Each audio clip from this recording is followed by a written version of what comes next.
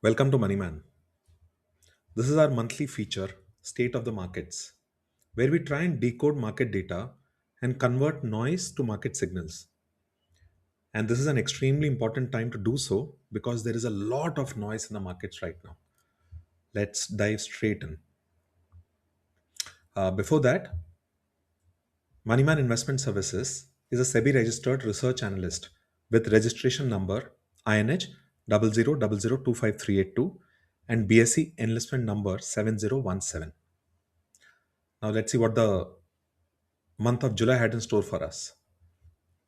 This is our quant market map, which is our proprietary tool.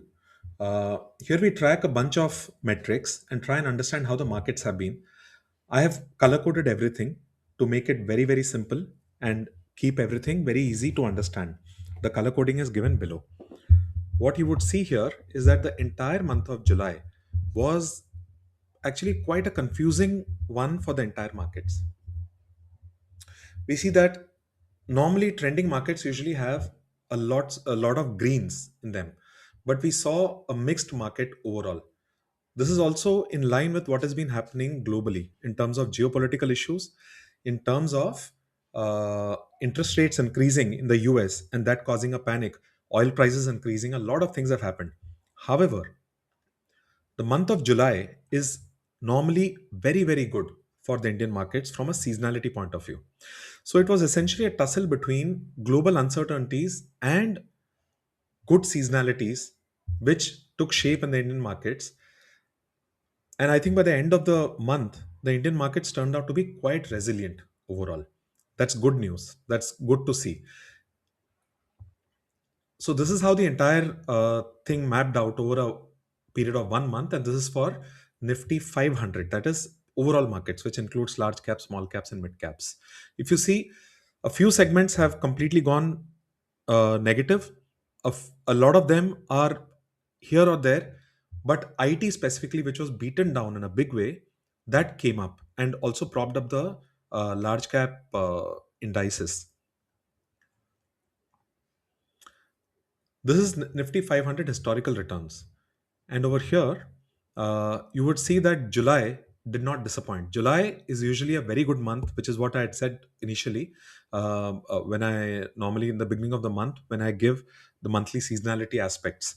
And July has not disappointed from an overall index point of view. However, under the hood, stocks have been quite volatile, lot of choppy movements in the market, lot of ups and downs, increased volatility, and stocks in general have ended very flattish in a consolidative range.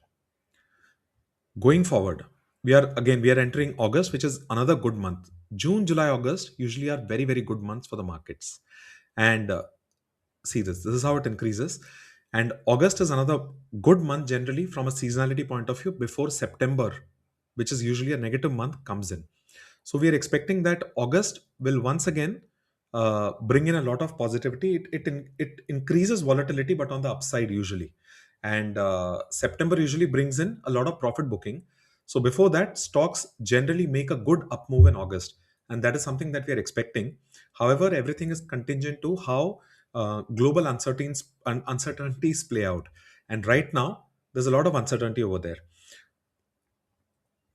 Let's dive into what the markets were and what they did. So the month of July we saw was very positive. However, large caps and the overall market are still very, very bad for the overall for the entire calendar year right now. Nifty 50 is still very much down, while small caps are leading in a good way. If we look at the breadth, that is the underlying breadth in large caps, mid caps, and small caps, however, we are seeing that large caps are slowly gathering steam. Mind this particular data point that last month there was a lot of buying that happened in the IT sector as it made a bottom and it rallied up by a huge amount. A lot of stocks went up by 15 to 20%. That's a huge thing. And IT has a huge weightage amongst large caps. So that happened over there. But if you really look at the overall strength that is there in the market right now, it exists in the small cap space only. And it is clearly showing as it leads the market, whether it was for the month or for the year. And that is where a lot of focus is there. A lot of buying is happening in the small cap space right now. This is how the overall markets are looking like. we saw a little bit of a pullback. And to be very honest, it wasn't a very, very great month, even though indices ended up. Stocks have struggled with a lot of choppy movements, as I said earlier. And we saw that the breadth movement has actually deteriorated in the short term from June end till July. So, over this month. So, what started as a very, very positive month came down a little bit.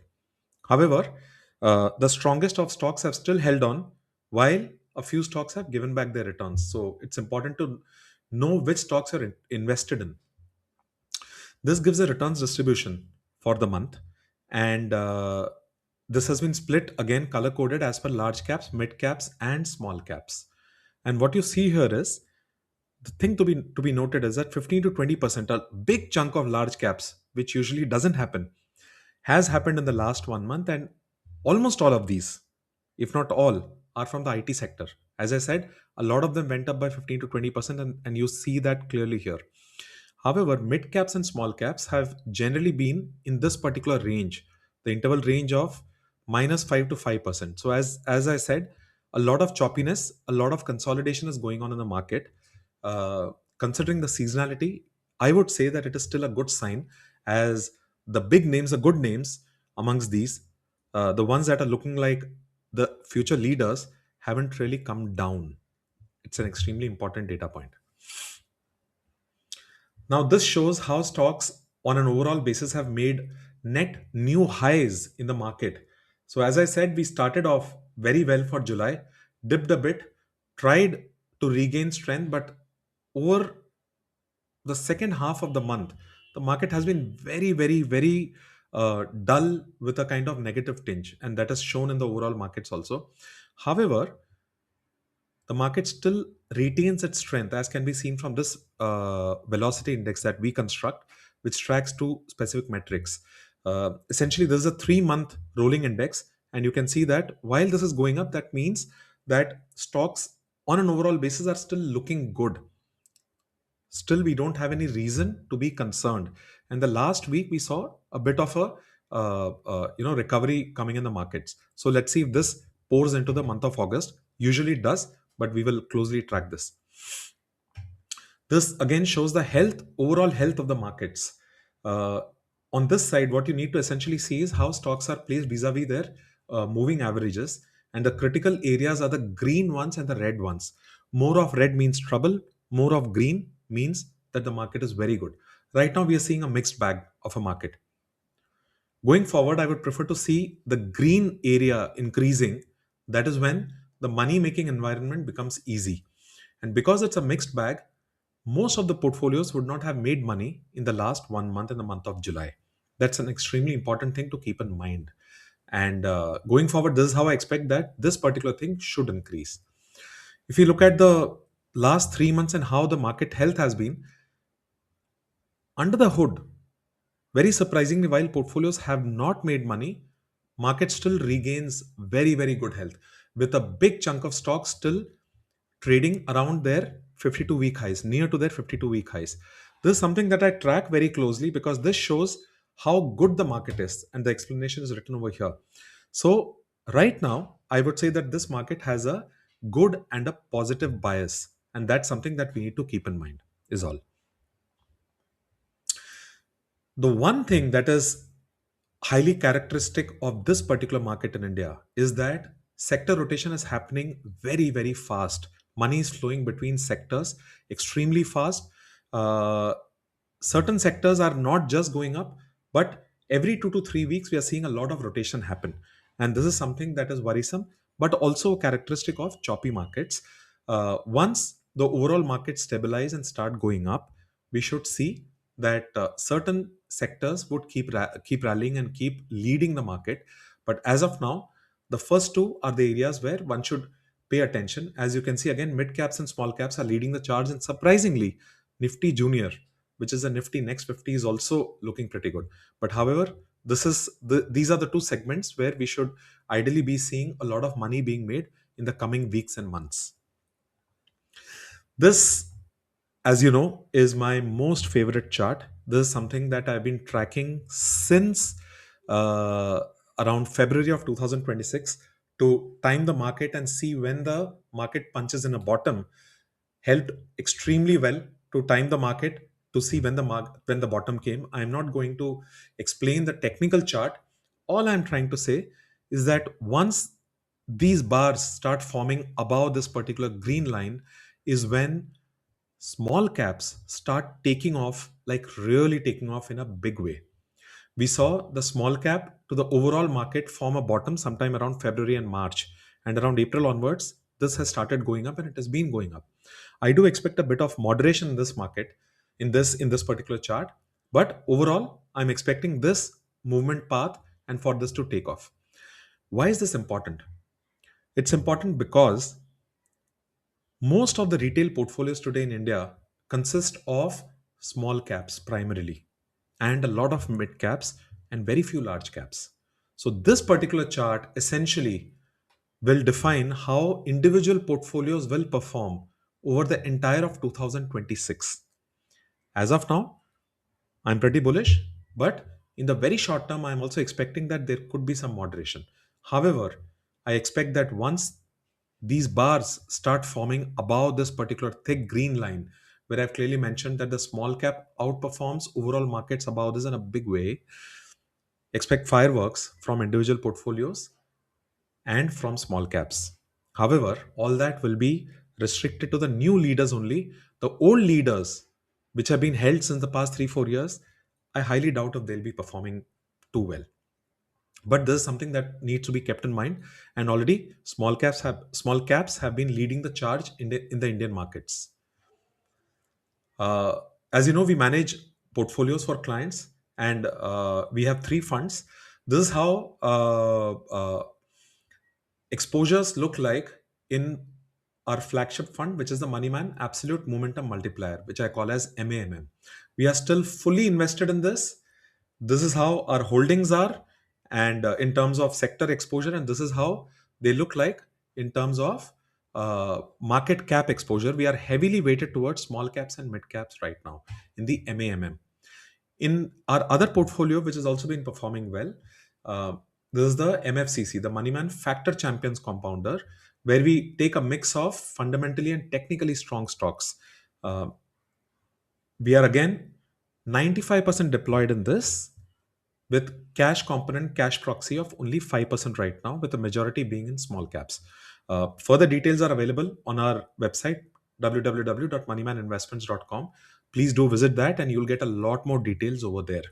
But we remain invested right now, and we are very, very well positioned to take advantage of markets that would be going up in the coming month or two.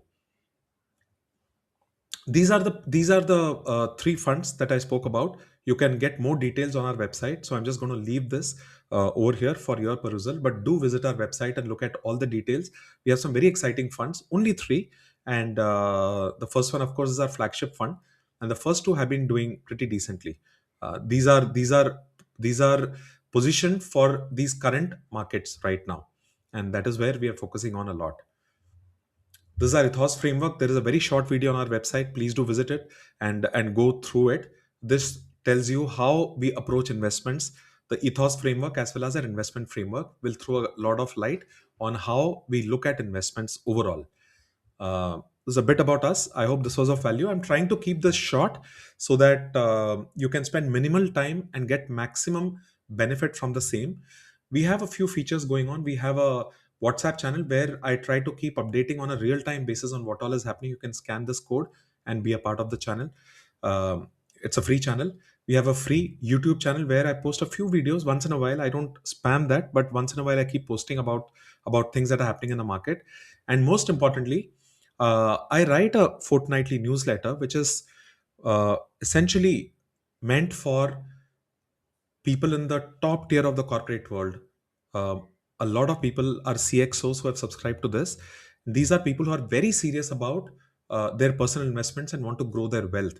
So, if you also want to be part of that, there's again a free LinkedIn fortnightly newsletter. You can be a part of it. A lot of exciting stuff gets published in that. So, do take a look at that as well. That's about it. This is our disclaimer. But thank you very much for your time. I will keep updating how the markets are looking like on my on my channel. So keep a watch over there, please. Thank you very much. Have a great time.